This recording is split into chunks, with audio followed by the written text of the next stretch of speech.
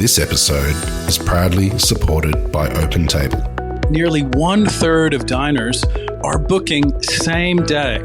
So they're making those decisions on the spot. And 10% are making their bookings within just a few hours. And so it's why it's so important to have booking software like OpenTable, which allows your diners to discover you. And so when restaurants are on platforms like OpenTable, they're much more likely to be discovered. We help diners to connect to restaurants. Ultimately, having technology, using technology, helps you to reattach to those diners. Experience the power of OpenTable. For an exclusive offer, visit restaurant.opentable.com.au/DITW. I just love being out on the water. There's something really incredible and about like the intrinsic nature of being out there.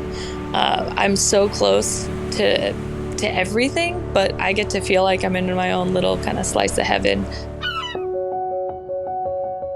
This is Fishtales, a seafood podcast. I'm John Susman. Maine, on the east coast of the United States of America, is home to a thriving oyster farming industry with over 100 oyster farms located along the coast. The state's cold, clean waters and unique tidal patterns provide ideal growing conditions for high-quality oysters. With a growing demand for locally sourced, sustainable seafood, the industry has seen a significant growth in recent years. For a young graduate interested in starting a career in oyster farming, there are plenty of opportunities to get started as a rookie oyster farmer. While the job can be physically demanding and requires long hours, it offers the chance to work outdoors, develop a deep understanding of marine ecology, and produce a highly sought-after marine product. Alicia Gaiero is one such rookie for whom her home state of Maine has provided not only the opportunity to become an oyster farmer, but for her to also develop a thriving business. I'm Alicia Gaiero. I'm the owner of Nauti Sisters Sea Farm, and I'm speaking to you from Yarmouth, Maine in the United States. So we're a small coastal community, about 15 minutes or so north of Portland, which is Maine's biggest city. And we're kind of a growing aquaculture kind of area, but primarily a residential town on the water. It's a long heritage in our state. It's always been known for seafood. Our primary seafood industry has been the Maine lobster. That's pretty much what we're known for internationally, and a number of different ground fisheries as well. But in the last kind of 20 to 30 years, and really in the last about 5 years, truly there's been a pretty big expansion in our aquaculture industry. So we're starting to be known for the Maine oyster, but we're definitely beat when it comes to the lobster. But our state has kind of started to open access for aquaculture farms, and with our warming waters and kind of diversified industry goals to make sure that we kind of have multiple industries for fishermen, with the pressures of climate change and things, we've seen a big jump in aquaculture farms here. Growing up on the coast and having access to fresh seafood as a child can greatly influence a person's career path, particularly if they develop a love and appreciation for seafood at a young age. Exposure to the seafood industry and local fishing communities can inspire individuals to pursue careers in related fields such as marine biology, aquaculture, or commercial fishing. I grew up loving seafood. There's baby pictures of me basically with lobster legs and claws in my baby car seat. And my favorite food has always been mussels. So just being on Maine's coast, you're kind of born into it. But I definitely took to it more than probably most of my siblings or most of my family, I would say. But just growing up, going to lobster bakes and things on the water with the family. So while I was in college, there was a big proposal for a large land-based Atlantic salmon farm in my hometown of Belfast. And I was really unsure what that might mean and what that looked like. And so I ended up doing a semester-long kind of research project on land-based aquaculture versus net pen fisheries. And I just got really involved in the public process, which was really pretty contentious. A lot of different opinions on what should come to our community and what was good for the environment and things. And that kind of was like what I call my gateway drug. And then I just couldn't get out of it. And so since, like, I ended up visiting a number of other farms with from seaweed to mussels and eventually oysters. And ironically, oysters were like the only seafood I'd never tried, which is kind of funny. And I went to my first oyster farm and I had my first oyster. And within a few years, I had my own farm, which I probably couldn't have never anticipated at the time. Entering the oyster farming industry as a first-generation farmer can be challenging, but with the right mix of determination, hard work and guidance, it's possible to succeed. Typical of many next-generation oyster professionals, the path may involve completing a degree in marine biology, aquaculture or a related field, and then seeking out apprenticeships or entry-level positions on established oyster farms to gain hands-on experience. Diving headlong into farm ownership from a standing start demands courage, faith and commitment. So in the state of Maine, there's 3 different types of aquaculture leases and licenses. So there's an annual license, which is what the farm currently operates on right now. And so in 2020, I kind of reached a pivotal point in my life where it was I thought I was going on to graduate school to study ocean food systems. And on the last day I had to kind of place a deposit and hold my spot, I instead ended up kind of on a journey where I placed a deposit on oyster gear instead. And I applied for these small scale annual licenses, my sisters and myself, and they were eventually granted. And so that was in 2020, and this was just before COVID kind of shut down the world, which is a really interesting time to end up starting a business. But Yarmouth was kind of the area that was selected because I'd met a number of other farmers, and they were really open in kind of helping facilitate my opportunity and success. So they were like, if you come to Yarmouth, we're going to help you. Like, Southern Maine is where it's at. Because as a young person, I'm 24, you want to be where the people are and not in the like small coastal communities necessarily.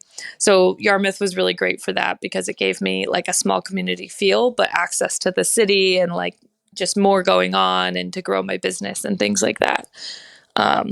So it kind of felt like initially like a spot on a map. Like, I didn't know a ton about the community or the area, but I had the right people kind of in my corner. And since now I'm pretty integrated into the community. For example, I just left the harbor committee meeting that we had this afternoon and things like that. So it's been quite a transformation. It was kind of like a really cool year to start my farm in 2020 because a lot of social pressures, like as a young person, kind of rejecting graduate school before COVID was a pretty insane thing to do, it felt like. And then there was kind of this like social aspect of, like the world slowed down while we were in quarantine here in the United States, and particularly in Maine, we had pretty strict restrictions. And so it was kind of this little, like almost low pressure time to like foster this farm and really invest in it.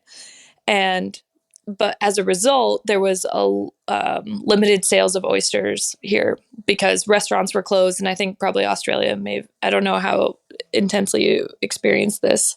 I learned a little bit about it, like growing the direct-to-consumer model and things. But for us, all of our local markets pretty much, diminished overnight with, the closing of restaurants and like, people not knowing how to shuck oysters at home and having to adapt to those things.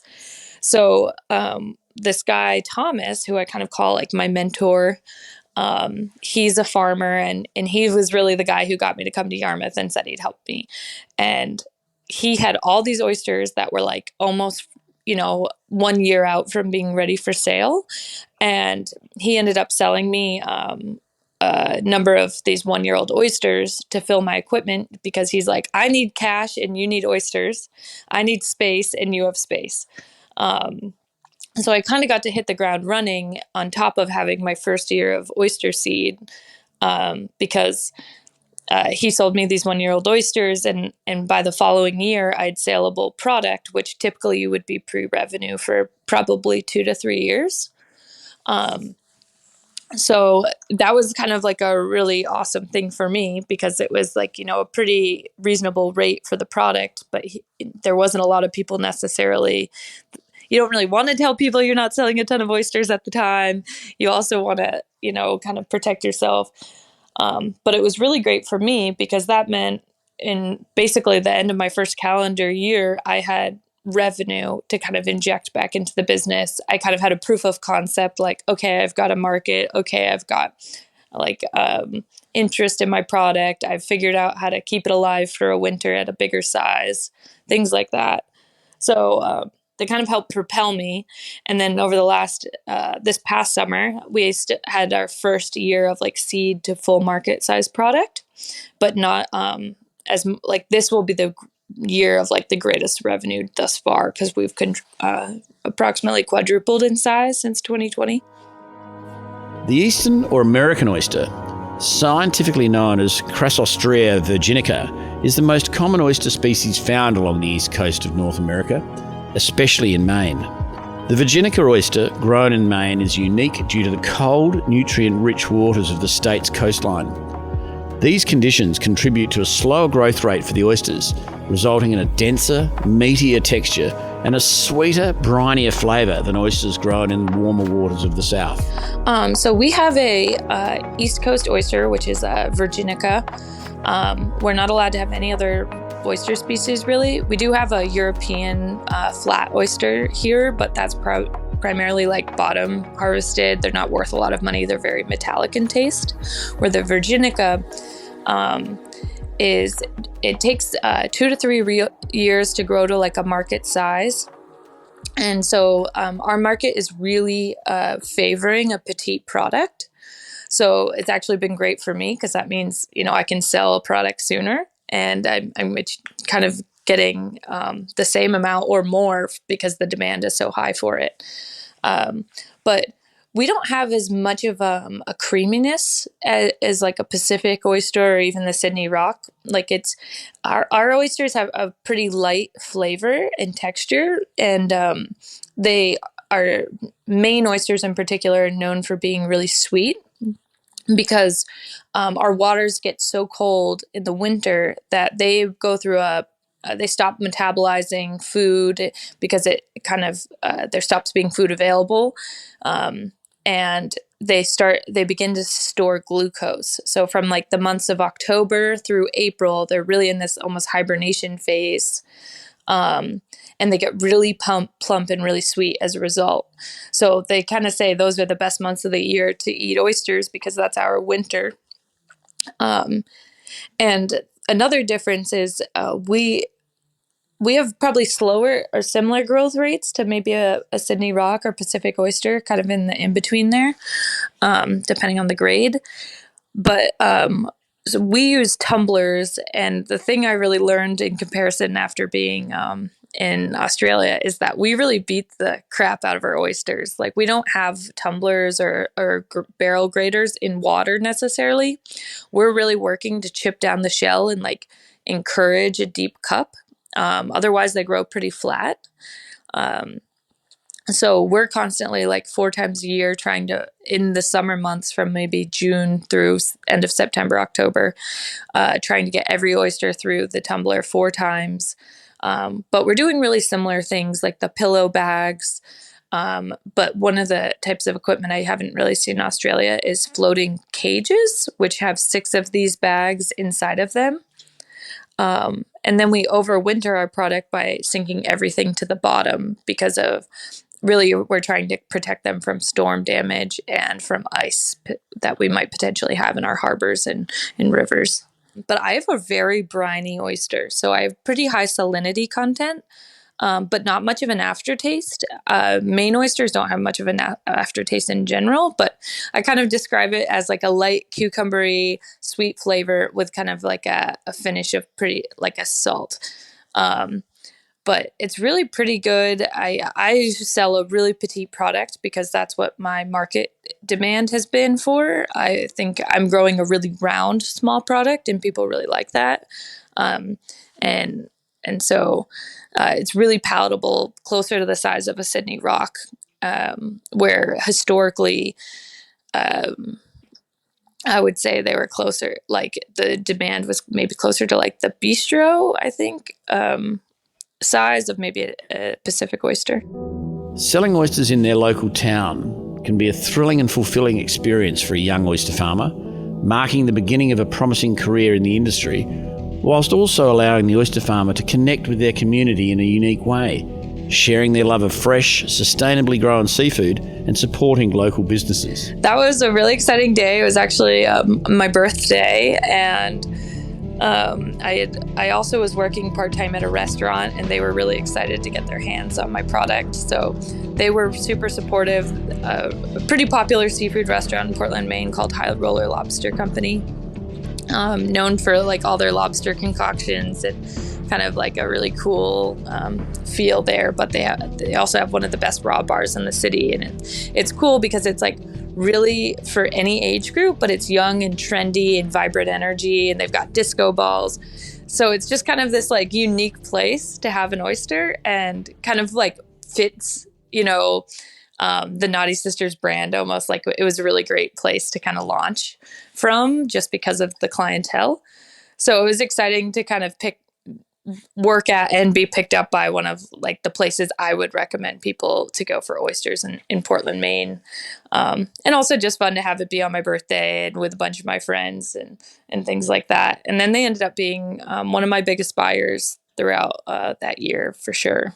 So here in Maine, we actually have incredibly strong demand for our product. We can't seem to meet our demand. So 90% of Maine oysters that are grown in Maine are sold in Maine. And I'm definitely in there. I have had my oysters. I've done pretty big deliveries down to New York City and through a shipping company. And then I've done a little bit through a distributor to a few places out west in Colorado and Minnesota. But predominantly I can achieve meet all of my saleable product. It can be sold basically within 20 minutes of the farm down in Portland, which is really convenient. But the goal is that like eventually I'll be able to also expand to greater markets in the New England area. So Boston to New York City in particular. There's definitely been an effort in Maine to like push beyond it just being a luxurious product, or, it's really a primo thing because you're paying a lot of money for something that doesn't totally fill you up. So there's a lot of brand identity kind of almost behind that. Like this, there's been an organization that launched the Maine Oyster Trail. So you can learn where farms are located. You can learn where tours might exist, where to buy local product, kind of stories about who's selling it. You can check it on a website and get rewarded with things like a hat or a bag and things like that. So we've definitely seen like a social shift in like maybe the demographic buying the product too. And I think we're probably seeing that across the United States, but particularly along the coast, which I'm sure is similar to Australia. Just people want seafood near the water. Travelling to oyster farms in other parts of the world can provide oyster farmers with valuable insights and knowledge that can help them improve the husbandry, technology and culture of their own farming operations. By visiting farms in different regions and countries, farmers can also gain exposure to a wider range of techniques and practices and bring back ideas and innovations to implement on their own farms. It was awesome. My friend Jacqueline and I went as part of a technology transfer grant through this Maine Aquaculture Innovation Center. And the goal is to really just get to visit a few farms and get an impression of different equipment being used, levels of scale,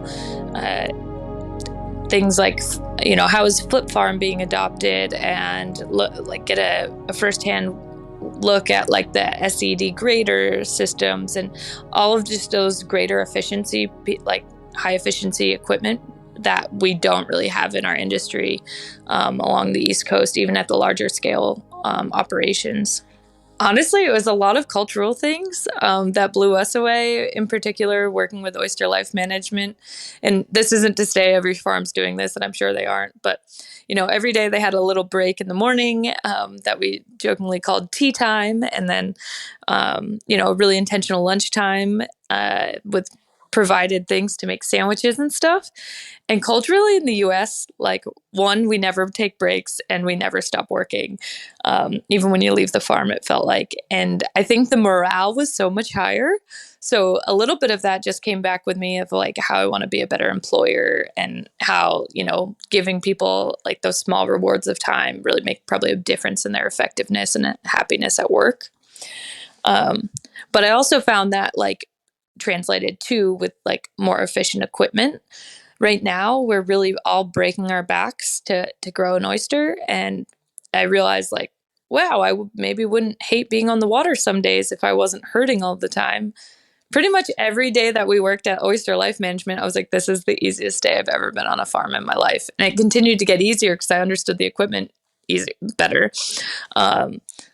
And I've probably been on almost 40 farms along the coast of Maine, because prior to starting my own, I did undergraduate research and would visit and try to work on farms. So I had a pretty broad impression of what aquaculture was like. So to go to these farms that maybe weren't even producing that many more oysters necessarily than some of the large farms in Maine, I was they are, worlds away, in terms of efficiency beyond us. Despite the variability of their day-to-day activities, small oyster farmers share a common commitment to quality and sustainability.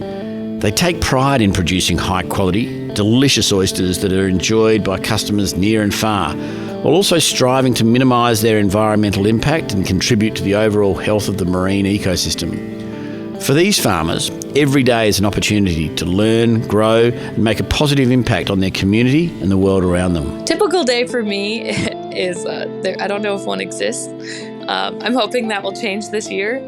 As a small scale operator, I'm out there probably more than 50% of the time alone.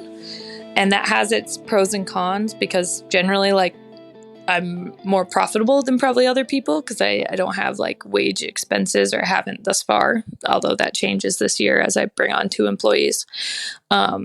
But usually I start at the island where my boat is located, which is called Little John Island in Yarmouth, Maine, and take off from the mooring field for about 7 minutes to the farm. And we have 2 different farm locations that are about 5 minutes or so apart by boat.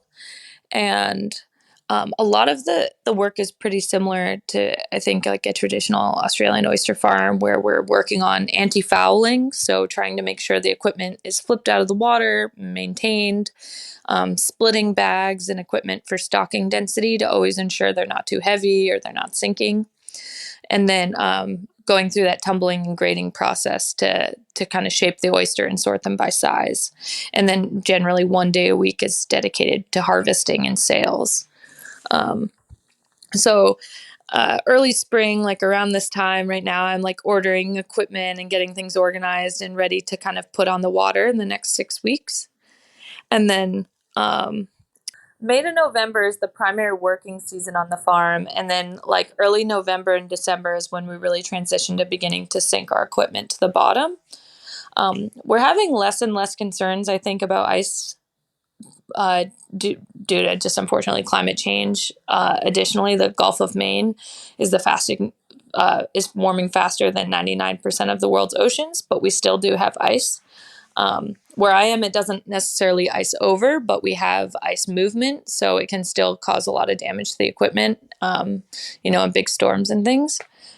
So I think what I was going to say is that one of the contrasts between Australia and here is we have really limited working waterfront access. So I don't work from a shed on land. All of my equipment's located on my boat or on docks in the water. So I spend my entire day out in the harbor, and then kind of come back at the end of the day. And there's an organization near here working to preserve working waterfront access, but I was definitely appreciative of seeing all the access to sheds and things, even if they're, not in the best condition necessarily, but they still exist, and we don't quite have that here. A small oyster farmer's love of the industry can be a driving force for growth and innovation, as well as a source of pride and fulfilment. These farmers are committed to producing high-quality, sustainable oysters that reflect the unique character of their local waters, while also contributing to the health and vitality of the marine ecosystem of their area. I guess the future for Nauti Sisters is continued farm expansion.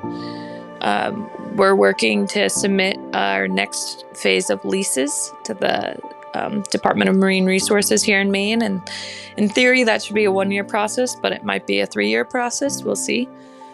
And continuing to grow sustainably and employing my sister and an intern this summer who will join us on the farm to kind of just continue our growth and hopefully bringing a great product to Maine tables, and then also adding an element of farm tours, really trying to improve our social license and understanding with community members and tourists. I hold a U.S. Coast Guard captain's license, so we'll now be able to offer that on a limited basis. So that's exciting. I just love being out on the water. There's something really incredible and about like the intrinsic nature of being out there. I'm so close to everything, but I get to feel like I'm in my own little kind of slice of heaven. The area that I'm near doesn't really have a lot of homes, which is unique for the state of Maine. Majority of our coastline is covered in private properties and large homes. So I really love that I get to feel pretty remote despite being in a really high dense populated area.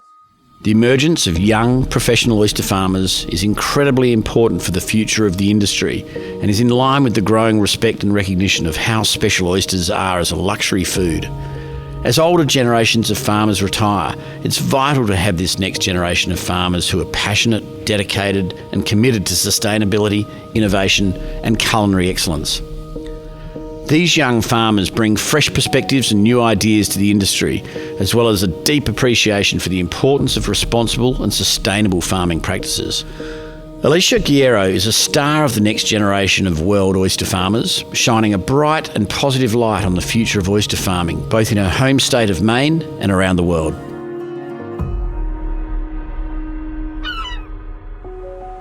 This is Fishtales, a seafood podcast. A Deep in the Weeds production. I'm John Susman. Follow us on Instagram at Fishtales Seafood Podcast or email us at fishtalespodcast@deepintheweeds.com.au. Stay tuned for more tales from beneath the surface of the seafood world every Friday on your podcast app.